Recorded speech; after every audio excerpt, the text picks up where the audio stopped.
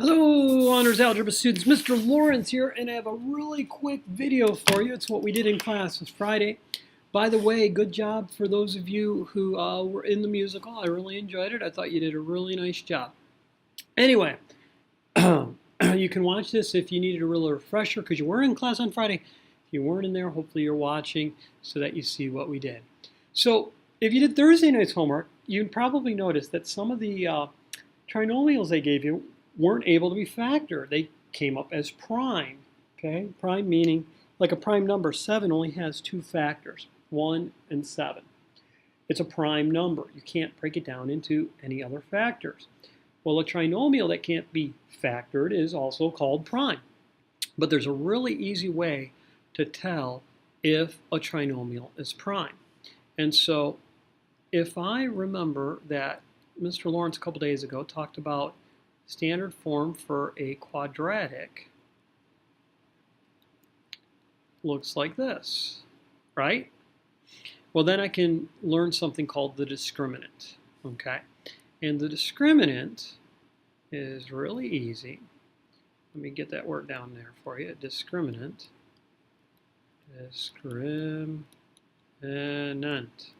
Okay?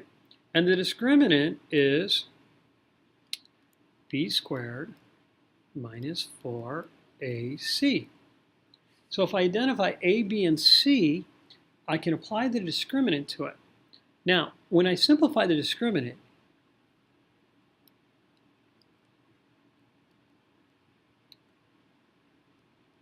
if the discriminant equals a perfect square,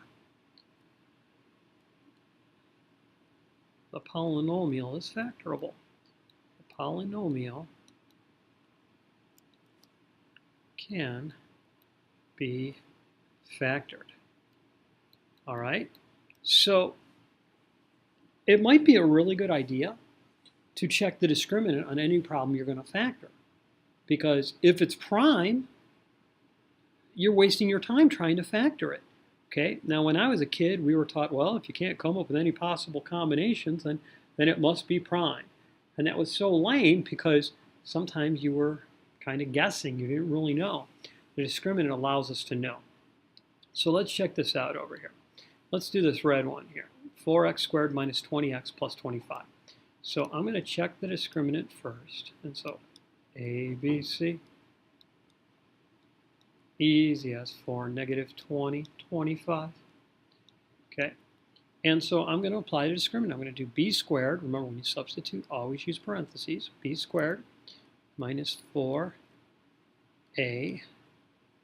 and c. Okay. Well, I know 20 squared is 400 minus, I'm not going to do 4 times 4. I'm going to do 4 times 25, which is 100, then times 4, and I'm going to get 400. And so this will simplify to 0. Now the question is 0 a perfect square? Well, is 25 a perfect square? Yeah, of course it is. Why? Because 5 times 5 is 25. Is 81 a perfect square? Yeah. Why? Because 9 times 9 is 81. Is 0 a perfect square? I think it is, because 0 times 0 is 0. And the square root of 0 is 0. So this is factorable. So I'm going to go ahead and factor it. So let's see here. I'm going to rewrite it down here. What I have, 4x squared minus 20x plus 25. I know a better way to factor this, and we'll learn that next week. But for right now, I'll do the method that you know, the trinomial method, listing my factors of 4 and of 25. And unfortunately, there aren't too many of them. Okay, and I know I'm going to add the products together because c is positive, and I've got to get 20. Naturally negative 20. Well, how about if I get 10, and I want it to be negative, and then I get 10, and again I want it to be negative. So this is going to factor as 2x like that, and now I'm going to do my smileys, right? I got the little smiley and the big smiley. So let's see, this 2 went to that 5. So this 2 goes to the 5, and I need it to be negative. And then this 2 goes to the 5, and that goes a 5, and there you go. It's factored. All right, let's try the other one here, the blue one. So we'll check the discriminant, A, B, C. Easy as 2, 15, 1. Now, some of you are so smart you've already realized it's not factorable, but let's check the discriminant anyway so that we can get good at practicing. Okay? So I'm going to go b squared, 15 squared minus 4ac.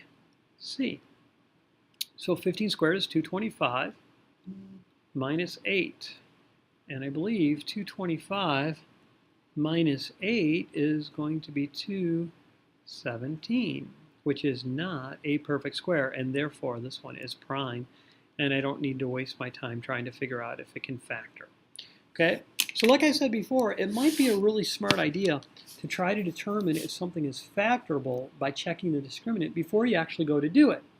It's kind of a catch-22, because if it's not factorable, you'd be like, yeah, I was so smart to check the discriminant. If it is factorable, you're like, oh man, why did I waste my time checking the discriminant? But if you get good at checking the discriminant, you can probably do it pretty quick, and so it might save you some time and stress on a test. All right, if you have any questions, go ahead and email me or ask me in class on Monday. I should be staying for an hour after school Monday. I can't think of any interruptions in that. And don't forget to keep up on your homework, okay? Mr. Lawrence signing off. Have a good night, everybody.